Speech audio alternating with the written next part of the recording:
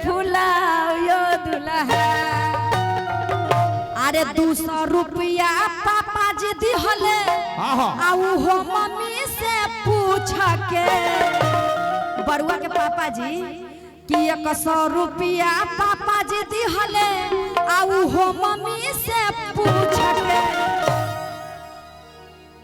अब पेन्हले बरुआ दुल्हा आ कुछो न मिली रूस के।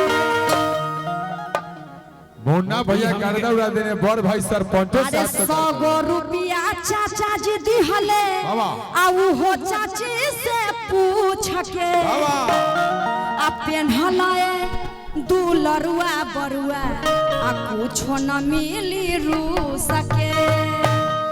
आए गो जनेउआ कच्चा सुता के आए गो जनेउआ मुँह के। कितना कंजूस होवे जी, बड़ी मखचूस बाबूजी बरुआ बड़ी मखचूस। आए गो जनेउआ कच्चा सुता के आए गो जनेउआ मुँह के। आ पेन्हलाए दुलरुआ बबुआ कुछो न मिली रूस के। कुछो न मिली रूस के।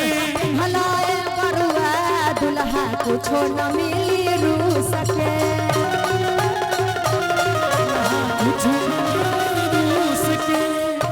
एक गाना मेरा आया था इनके शूट कर रहा है कि सैया जी सबर करी दर्द के न घर करे। शौकी जानते अब के याद करो भैया, ज्यादा दर्द जो है ना मर्द जात ही देता है। सॉरी जात नहीं बोलना चाहिए, मतलब मर्द क्या बोलते हैं, मर्द जो होते हैं वो ज्यादा दर्द देते हैं महिलाओं को। बिल्कुल आज भर गलत नहीं सोचिएगा, अरे बात का ऐसा ऐसा दर्द होता है ना कि क्या बताए दिल में छेद कर जाता है। के माजा देहला देखिए इनका के फरमाइश है सुने खेले वाला ऑनलाइन गेम बा। रुकी सरपंच से पूछने की के माजा देहला हैं? माजा कौन देता है, मर्द की कौन औरत? ज्यादा दर्द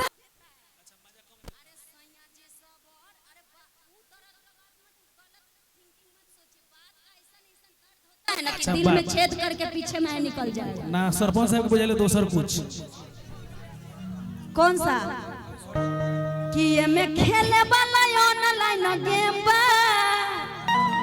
इधर है आइए कि ये में खेले वाला